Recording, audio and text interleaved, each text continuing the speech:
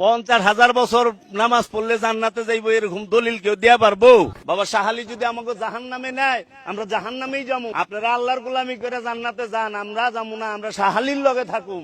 যারা আল্লাহর গোলামি করে এরা যায় দেখেন গা মানুষের কাছে বাসে টাকা চায়।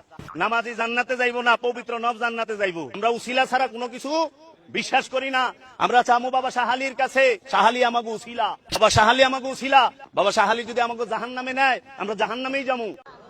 তুমি যেও না কোনো মাজারে, তুমি ঠেকিও না কোনো মাজারে মাথা, তুমি বাঁধিও না কোনো তাবিজ। কোরআনের নামে অজু ছাড়া কোরআনকে তুমি এখানে ঝুলাইও না।